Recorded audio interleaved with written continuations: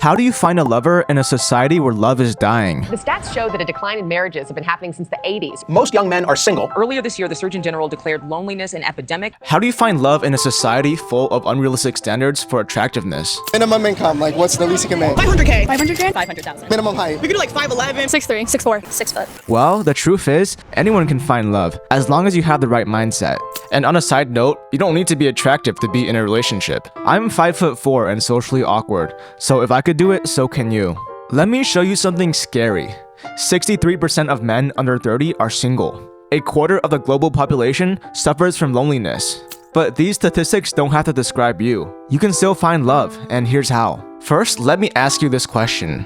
What is love? This question is important because a wrong mindset can stifle your ability to find the right person. Most people see love as sunshine and butterflies and rainbows. People think love is fancy dates, expensive rings, sunsets at the beach, and luxurious gifts.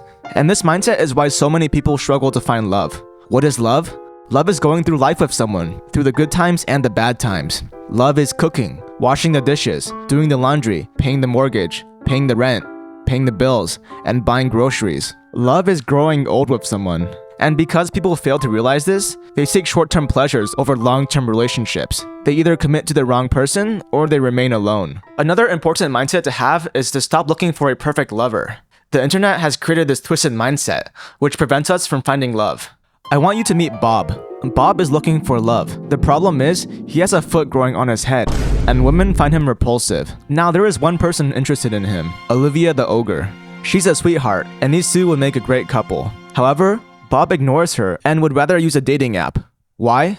Because the advent of social media and dating apps has created the fear of missed opportunities.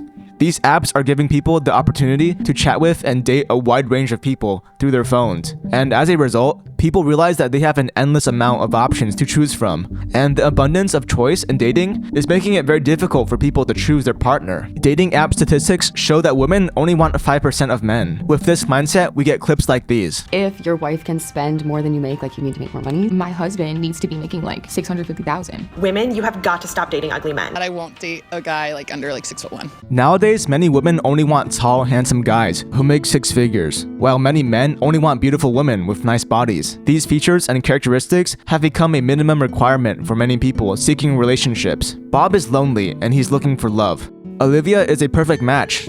But since Bob always sees gorgeous women on the internet, he considers Olivia not attractive enough for him. As a result, Bob remains lonely. Social media has led a lot of people to forgetting what truly matters in a relationship, prioritizing looks instead.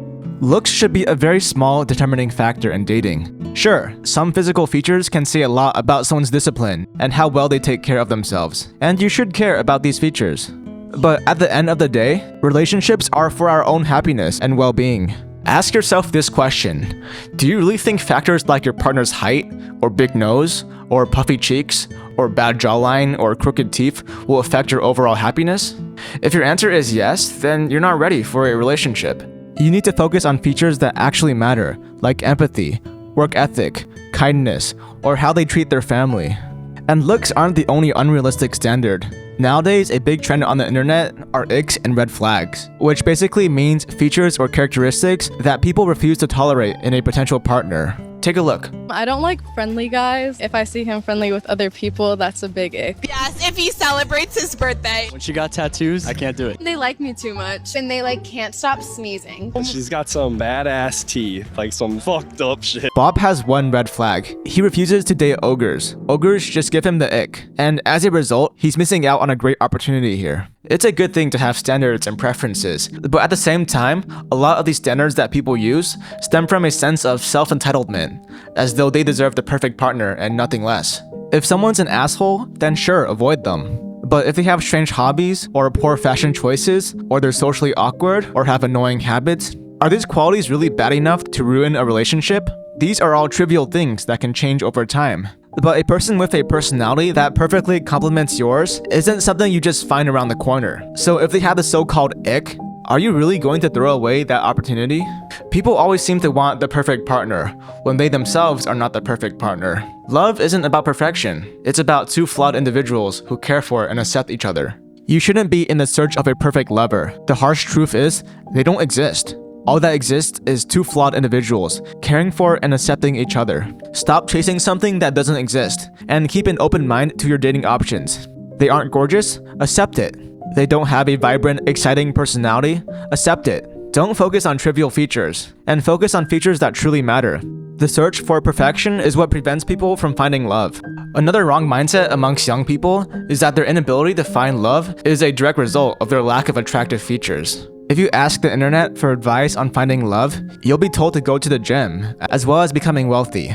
Although self-improvement is important, if you only focus on this aspect instead of adopting the right mindset, you will continue having difficulty in finding a good relationship.